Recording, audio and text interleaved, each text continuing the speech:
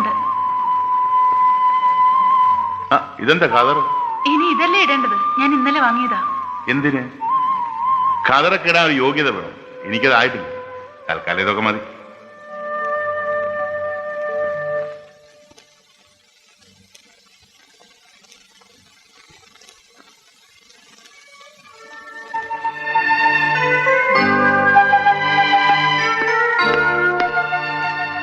ഇതെന്താ ഇവരൊക്കെ ഇവിടെ? അല്ല സാർ, എസ്കോർട്ട്, സെക്യൂരിറ്റി. അയ്യോ, എനിക്ക് സെക്യൂരിറ്റി ഒന്നും വേണ്ട, പൊയ്ക്കോ. അയ്യോ സാർ, അത് ഐജിയോട് ഞാൻ പറഞ്ഞോളാം, പൊയ്ക്കോ. Yes sir. പോവാം.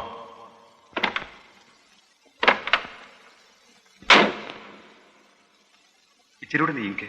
എന്തിനാ മുമ്പിൽ തിരക്കുന്നത്? ഇവിടെ കയറിയോ?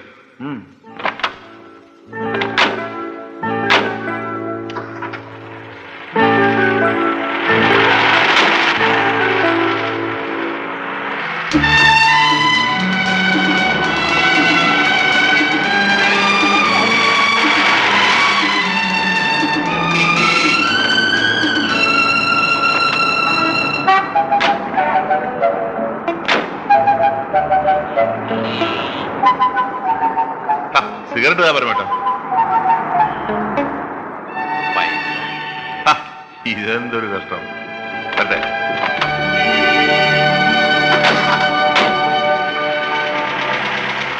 എന്തായാലും ഈ നാട് നന്നാവാൻ പോകുന്ന ലക്ഷണമുണ്ട്.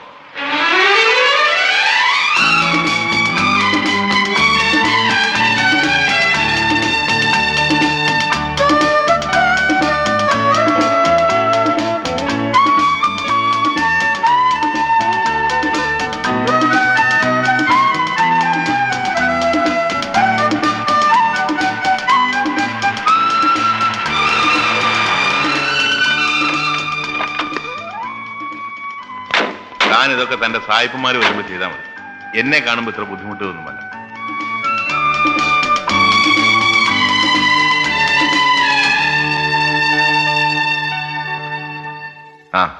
Good morning sir. Good morning. I am Rajagopalan, chief secretary. അറിയാം. Please meet mister Shanmugha Sundar, home secretary. Mister Jagannathan, revenue secretary. Mister James, finance secretary. Mister Cherian, law. Mr. Hamid, Industries. Mr. Ravindran, Health Services. Mr. Alex, Civil Supplies. Mr. Peter, Agriculture. Mr. Rajan, Fisheries. IG, Law and Order. DIG, Crimes. Sir, ചിലർ ടൂറിലാണ്, ചിലർ ലീവിലും. Very good. Well gentlemen, നിങ്ങളെ എല്ലാവരെയും പരിചയപ്പെട്ടതിൽ വളരെ സന്തോഷമുണ്ട്. ഞാൻ ഒരു പുതുമുഖമാണ്. ഒരുപാട് കാര്യങ്ങൾ ചെയ്തു തീർക്കണമെന്ന് ആഗ്രഹമുണ്ട്. നിങ്ങളുടെ എല്ലാവരുടെയും സഹായ സഹകരണങ്ങൾ പ്രതീക്ഷിക്കും. Are you free now, sir? Yes, sir. എന്റെ കൂടെ അല്പസമയം ചെലവഴിക്കുന്നത്? Yes. Then please come.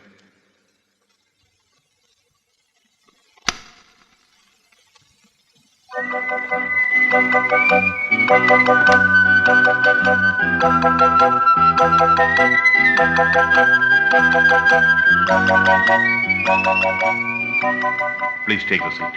Thanks. താങ്കളുടെ ഓഫീസ് ടൈം എങ്ങനെയാണ്? 10 to 5. പിന്നെ അത്യാവശ്യം ഉണ്ടെങ്കിൽ നമുക്ക് ആ ടൈം ടേബിൾ ചെറിയൊരു മാറ്റം വരുത്തും. From tomorrow onwards I will be present in my office from 8 o'clock in the morning till 8 o'clock in the evening. അതായത് രാവിലെ 8 മുതൽ 10 വരെയും വൈകുന്നേരം 5 മുതൽ 8 വരെയും ആയിരിക്കും നമ്മൾ തമ്മിൽ കാണുന്ന സമയം. Is it okay for you? Yes sir. മൊത്തത്തിൽ ഒരു മാറ്റം വന്നാൽ കൊള്ളാമെന്ന് ആഗ്രഹം. അതിന്റെ ആരംഭം തലപ്പത്ത് തന്നെ ആവട്ടെ. ആദ്യമായി എനിക്കറിയേണ്ടത് ഈ ഗവൺമെന്റിന്റെ കീഴിൽ എത്ര കോർപ്പറേഷനുകൾ ഉണ്ട് എന്നുള്ളതാണ്. With complete details. എപ്പോൾ തരാൻ സാധിക്കും? Sir, within 2 days? No. I want it tomorrow and I must get it. Yes, sir. Thank you. You may go.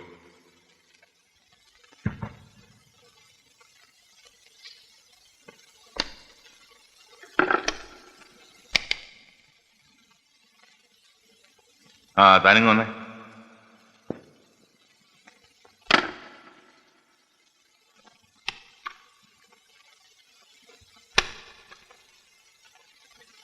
എന്താ സർ? എപ്പോഴാണോ പ്രസ് കോൺഫറൻസ്? പ്രസ് കോൺഫറൻസ് അതിപ്പോ പ്രസ് കോൺഫറൻസ് എപ്പോഴേലും വെക്കാവല്ലോ. ആഹാ, പിന്നെന്തൊക്കെയാണ് ഇന്നത്തെ ബാക്കിയുള്ള പ്രോഗ്രാം? പ്രോഗ്രാം ഞാൻ ചോദിച്ചിട്ട് പറയാം. അതൊക്കെ ഒന്ന് ചോദിച്ചറിഞ്ഞിട്ട് പാടും.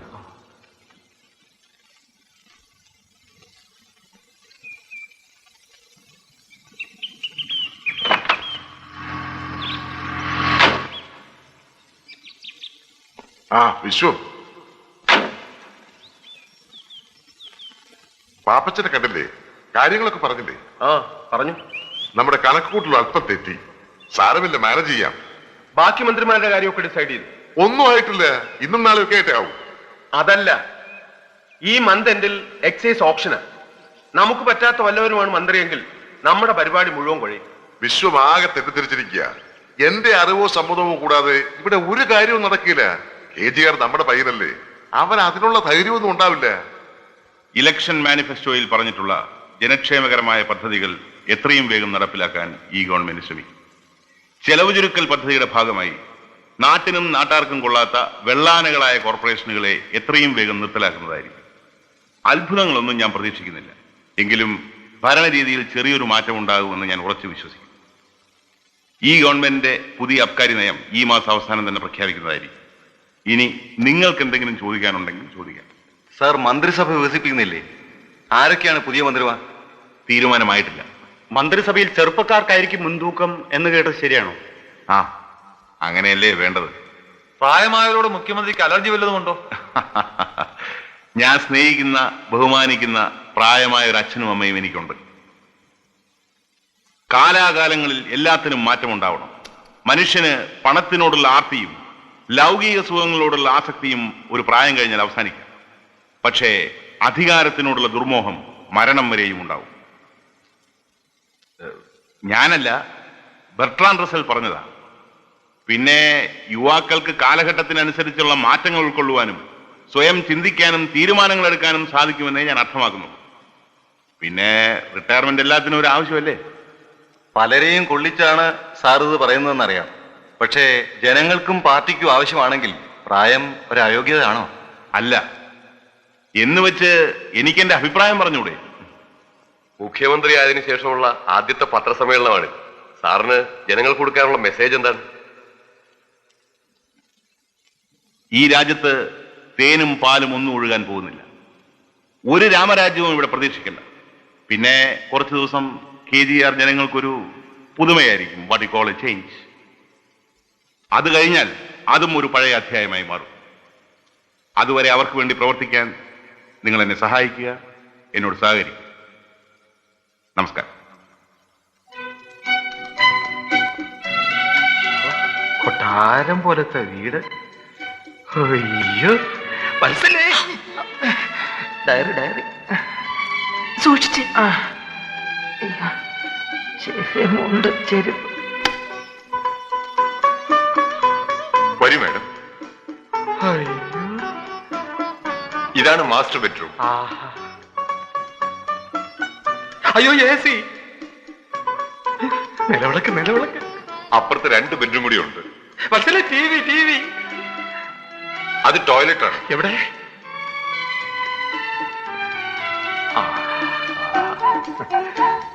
ഇത് ഓഫീസ് റൂമിനേക്കാൾ ഗംഭീരമായിരിക്കുന്നല്ലോ. ഇതിനൊക്കെ ഭയങ്കര വിലയല്ലേ? അതെ അതെ. ഇതെന്താ? ഇത് വെള്ളം ചൂടാക്കാനുള്ളതാ. ഇവിടെയാണോ കാപ്പി ഇടുന്നത്? അല്ലല്ല, ഇത് മീൻ വളർത്താനുള്ളതാ? ഇല്ല, ഇത് ബാത്തിടപ്പാ, കുളിക്കാനുള്ളതാ. ആഹാ. ഹലോ, ഈ ഷവറ കുളിക്കാനുള്ളതാ.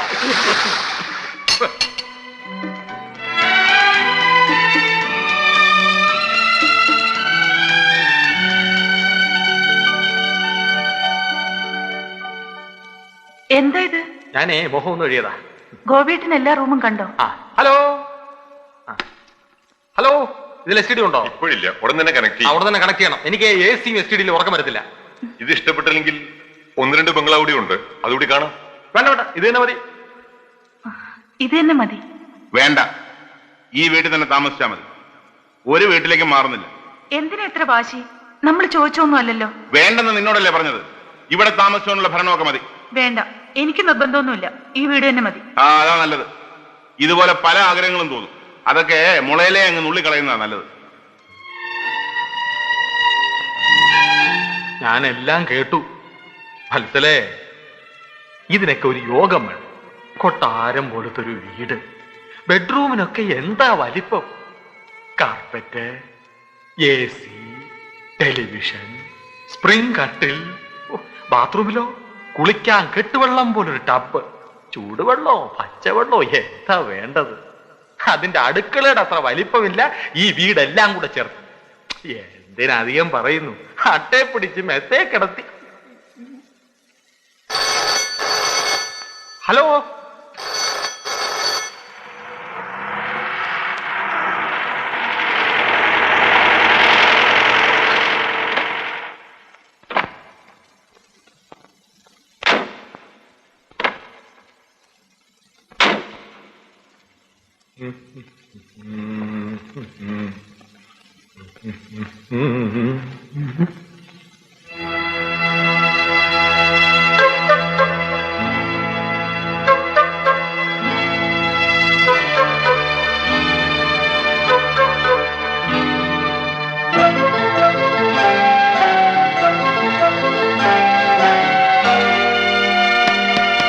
എന്ത് വേണം?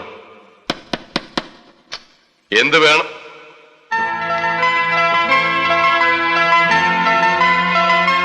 നോക്കട്ടെ.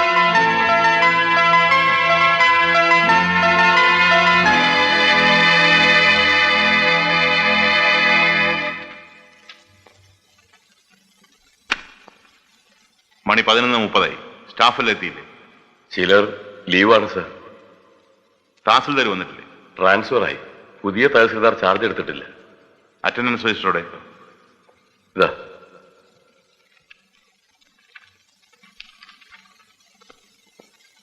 രാധാകൃഷ്ണൻ.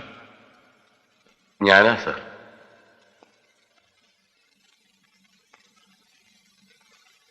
ശാന്ത. അതാണ് സർ. ചന്ദ്രപ്പൻ. പീറ്റർ. വന്നില്ല സർ. കൃഷ്ണൻകുട്ടി. അതാ. റോസമ്മ, മുഹമ്മദ്, രവീന്ദ്രൻ, ആന്റണി. മൊത്തം 5 പേര് വന്നിട്ടുണ്ട്.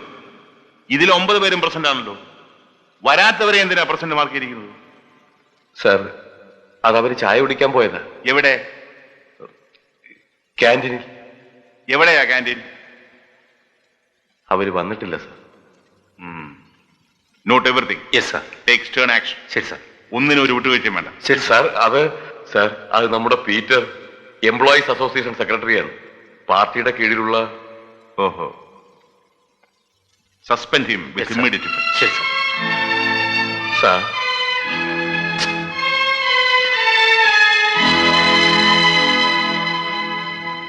എടോ കഴുത്തുമുട്ടം, തന്നോട് ഞാൻ പറഞ്ഞതല്ല ആ പീറ്ററിന്റെ കാര്യത്തിന് CM-നെ കാണാൻ പോണ്ടാന്ന്. ഇപ്പോൾ എന്തായി? പള്ളർത്തി കിട്ടിയപ്പോ മതിയായില്ലേ? പീറ്റർ പാർട്ടി പ്രവർത്തകനാ, അസോസിയേഷന്റെ സെക്രട്ടറി. അയാൾ വന്ന് കരഞ്ഞു പറഞ്ഞാൽ എനിക്ക് പറയാതിരിക്കാൻ പറ്റുമോ? ഇപ്പൊ മനസ്സിലായില്ലേ? ചെറിയ കാര്യത്തിന് ചെന്നാൽ ഇതാണ് മറുപടി എന്നുണ്ടെങ്കിൽ വലിയ വലിയ കാര്യത്തിന് ചെന്നാൽ എന്തായിരിക്കും സ്ഥിതി എന്ന് ഞാനും കാണിച്ചു കൊടുക്കാം. എന്റെ നാക്കൊന്നും ആർക്കും പണയം വെച്ചിട്ടില്ല. സാർ ചായയോ കാപ്പിയോ എന്തെങ്കിലും? ഒന്നും വേണ്ട. കാണാം. മോനെ, എനിക്കൊരു മീഡിയം ചായണം. ശരി സാർ. താൻ ആ പാർട്ടി ഓഫീസിലേക്കൊന്ന് വിളിച്ചേ. ഇനിയും കഴിഞ്ഞില്ല ഒരു മുട്ടിഞ്ഞ എക്സിക്യൂട്ടീവ്. എത്ര വിളിച്ച് കിട്ടണ്ടേ? എപ്പോ നോക്കിയാലും എൻഗേജ് ഒടുക്കത്തെ എൻഗേജ് ഇടത്. ഇതാ ഇപ്പോഴും എൻഗേജ്. ഡിസ്കണക്ട് ചെയ്തിട്ടുണ്ടാവും ആരും ശല്യപ്പെടുത്താതിരിക്കാൻ. പടച്ച തമ്പുരാനെ, വെള്ളം കൂടി മാണ്ടേ. ഇക്കണക്കിന് വേഗം പോയി കിട്ടും. KGR-ന്റെ കൂടെ എത്ര MLA മാരുണ്ട്? 50 ആള് കാണും. പിന്നെ നമ്മളെ കൂടെ ഒരു 15 പേര്. പിന്നെ ഒന്നിലും പെടാത്തൊരു 10-15 പേര് അവിടെ ആയിട്ട് കാണും. റാസ്കൽസ്. ഇവനൊക്കെ ജയിച്ച് കരകയറാൻ ലക്ഷക്കണക്കിന് രൂപ എണ്ണി കൊടുത്തത് ഞാനാ. ഞാനോ? തനിക്ക് എവിടെ നിന്ന്? തന്റെ തറവാട്ട് സ്വത്തോ അതോ അമ്മായി അപ്പന്റെ സ്ത്രീധനോ? ഇതാ ഇവരൊക്കെ തന്നെ താൻ വീതിച്ചു കൊടുത്തു. അതിന് നല്ലൊരു പറ്റി താൻ പറ്റിയില്ലേ? എറിഞ്ഞോളി. തോന്നിവാസം പറഞ്ഞാലുണ്ടല്ലോ. എന്താ പറഞ്ഞത് ശരിയല്ലേ? ചിക്കമംഗളൂര്, മൈസൂരൊക്കെ പിന്നെ എസ്റ്റേറ്റ് എടുക്കാൻ എവിടുത്തെ പൈസറ്റ്? ഇതൊന്നും ആർക്കും അറിയില്ല എന്നാ വിചാരം. ഓ, ഇപ്പൊ തനിക്കൊന്ന് സൂചിച്ചു KGR-നെ അല്ലേ? സുഖിച്ചിട്ടൊന്നല്ല, നമ്മള് മാത്രം നമ്മളെങ്കിലും ഒന്ന് സത്യം പറഞ്ഞൂടെ?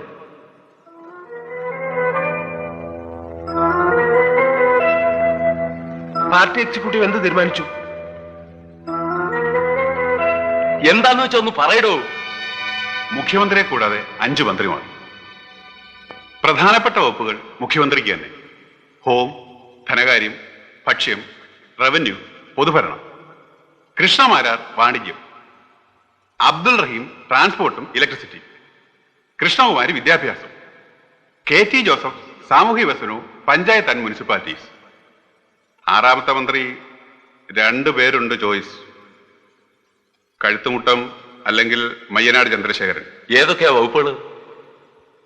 കലാ സാംസ്കാരികവും സ്പോർട്സും. അവന്റെ അമ്മയുടെ നായരെടുക്കുക വകുപ്പ്. 5-8 കൊല്ലം മന്ത്രിയായിരുന്നതിന് തടുപ്പ് എന്റെ ആസനത്തിൽ ഇപ്പോഴും ഉണ്ട്. എനിക്ക് ആ ഓർമ്മ മതി ജീവിക്കാൻ.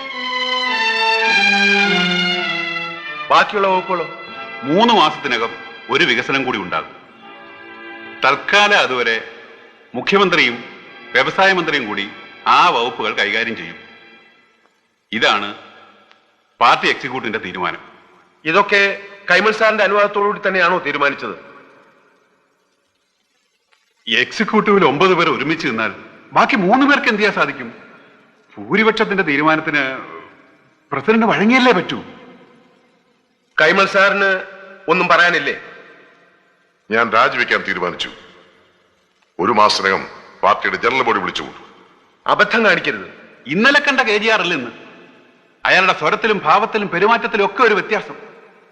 കഴുത്തുമുട്ടത്തിന്റെ വകുപ്പ് പുനഃപരിശോധിക്കണമെന്ന് പ്രസിഡന്റ് പറഞ്ഞപ്പോൾ അയാളത് സരസമായിട്ട് ചിരിച്ചു തള്ളിക്കളഞ്ഞു. കഴുത്തുമുട്ട യാതൊരു ആവശ്യമില്ലാത്തപോലെ. അവന്റെ പോക്ക് കാണുമ്പോൾ ഒരു ഏകാധിപതിയാകാനുള്ള ലക്ഷണമാ കാണുന്നത്. അപ്പൂതി മനസ്സിലിരിക്കുള്ളൂ. ഒരു പുതുമുഖത്തിന് ഇത്രയും പ്രാധാന്യം എങ്ങനെ വന്നു? ഞങ്ങൾ തന്നെ കാരണം. ഇലക്ഷനിൽ പാർട്ടിയുടെ പ്രധാന ആയുധം തന്നെ അയാളായിരുന്നു. അവന്റെ തീപ്പൊരി പ്രസംഗം, ശൈലി ജനങ്ങൾക്കതൊരു ഹരമാണ്.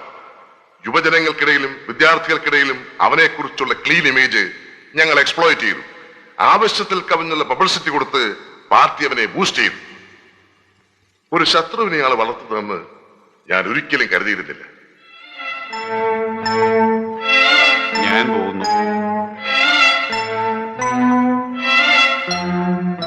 ഞാനും ഉണ്ട്. മദ്യനയത്തിൽ വല്ല തീരുമാനം ഉണ്ടായോ? ഇല്ല. ഈ പോക്ക് കണ്ടിട്ട് അതും അനുകൂലമാകുമെന്ന് തോന്നുന്നില്ല. കൂടാതെ ഇപ്പൊ സംസ്ഥാനത്തുള്ള പ്രൈവറ്റ് ഡിസ്റ്റിലറീസിന്റെ പ്രവർത്തന രീതികളെ കുറിച്ച് നിയമസഭാ കമ്മിറ്റി കൊണ്ട് ഒരു അന്വേഷണം ഉണ്ടാവും. അങ്ങനെ ഒന്നുണ്ടായാൽ വിശ്വത്തിന് എന്ത് സംഭവിക്കുമെന്ന് ഞാൻ പറയണ്ടല്ലോ.